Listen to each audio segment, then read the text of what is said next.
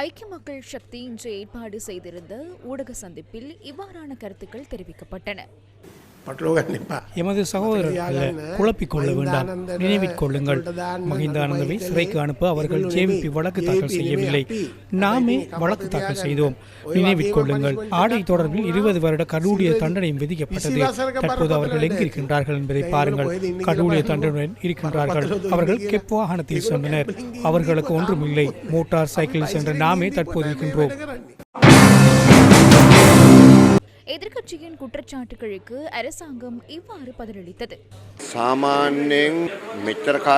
சாதாரணமாக நமது நாட்டை பொறுத்தவரையில் அமைச்சரவை அந்தஸ்துள்ள அமைச்சர்களும் முதலமைச்சர்களும் பாராளுமன்ற உறுப்பினர்களும் பெரிய திருடர்களும் தவறிழைத்தவர்கள் என அறிவிக்கப்பட்டு சட்டத்தினூடாக தண்டிக்கப்பட்டு சிறைக்கு செல்லவில்லை.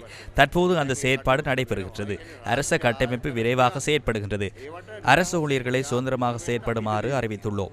அவர்களுக்கு இடையூறு விளைவிப்பதில்லை. அதே போன்று இவ்வாறான செயற்பாடுகளை செய்யும் போது அரசியல் அழுத்தம் ஏற்படாது என்ற உணர்வு அரசு அதிகாரிகளுக்கு ஏற்பட்டுள்ளது. சட்டமா அதிபர் திணைக்களத்துக்கு கடந்த காலங்களில் பல அச்சுறுத்தல்கள் விடுக்கப்பட்டன. சட்டமா அதிபருக்கும் அழுத்தம் விடுக்கப்பட்டது. கடமையாற்றுவதற்கான சந்தர்ப்பம் லஞ்ச ஊழல் ஒழிப்பு ஆணைக்குழுவின் அதிகாரிகளுக்கு கடந்த காலங்களில் வழங்கப்படவில்லை. போலீசாருக்கும் கடமையாற்றுவதற்கான சந்தர்ப்பம் வழங்கப்படவில்லை. அரசியல் அழுத்தத்தினாலேயே அவர்களுக்கு இந்த நிலைமை ஏற்பட்டது. எனினும் தமக்கு அரசியல் அழுத்தம் ஏற்படாது என ஊழல் மோசடிக்கு எதிராக செயற்படும் அரசு அதிகாரிகள் தற்போது உணர ஆரம்பித்துள்ளனர். எனவே திருடர்களுக்கு தற்போது தண்டனை கிடைக்கின்றது. எனவே இதற்கு முன்னர் நெத்தலி மீன்களுக்கு எதிராக நடைமுறைப்படுத்தப்பட்ட சட்டம் தற்போது பெரிய மீன்களுக்கு எதிராகவும் நடைமுறைப்படுத்தப்படுகின்றது. இதனூடாக மற்றொரு செய்தியும் சமூகமயப்படுத்தப்படுகின்றது.